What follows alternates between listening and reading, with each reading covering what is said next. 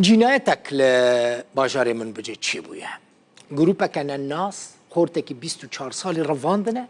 جبو بردانا ویجی 300,000 دلار امریکیش مالباتا وی خواستنه و گروپه ده همان روژه ده جی او خورت بکیران کشتی و ترمیوی آویتنه ناوا بازارا باجار من بچه ناوی جوان کواتیه کشتن حکمت علی ناصره 24 سالیه خلک من بجه لسر داخوازه حواله کی خود چویه جه کی پشتی ویب ساعته که جه تلفونوی هنک به مالباتا وی را آخفینه و گوتنه کره والجمع گرتیه جبوکو امی بردن دوی هون 300,000 دلار امریکی بدن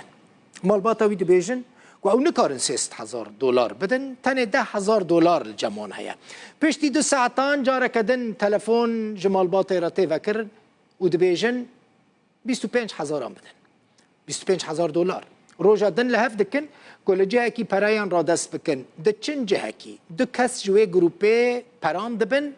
لی ده جه ده آسایش داویج سروان ده اپراسونه که ده وان هر دو کسان دگره هر دو کس اعتراف دکن که دو کسین دن بوان رهنه شریکین وانن وان به هفره حکمت علی ناصر 24 سالی کشتنه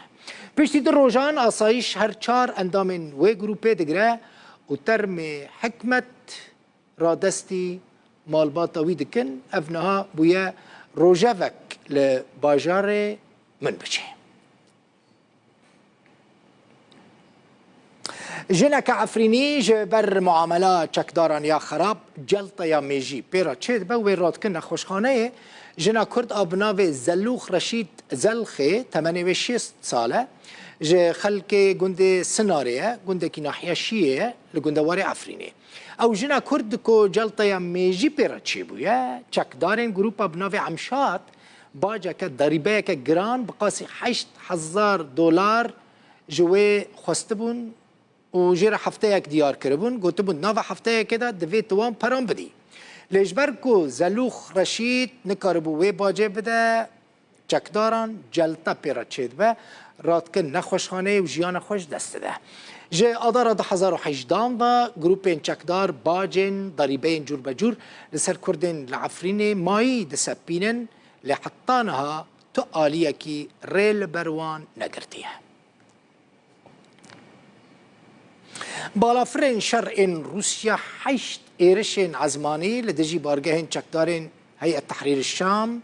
وأنصار التوحيد لأدلبه أنجام دانا أو جروب جالية نتوين يكبويفا تروريستن لآلية دن ده أنجام توبرانا هزين حكومة سوريا ده لسر باجروك تفتناز أو جيل أدلبه ولا تيا كاتيا كشتن يك جبرين دار بيه روانگاه سوريا ما فين مروفان دبيجا ده ناوا حفتة كده بالافرین روسی 32 ایرشین عزمانی لأدلبه انجام دانه دهمان بمباران لسر گند مشعون لجبل الزاوية لأدلبه زاروك لدبستان گند بونه جه دبستان دردكتن دماكو ایرش چی بويه ديمان ترساوان زاروكانجي لسر مديايا جواكي بلاف بو افجي او ديمان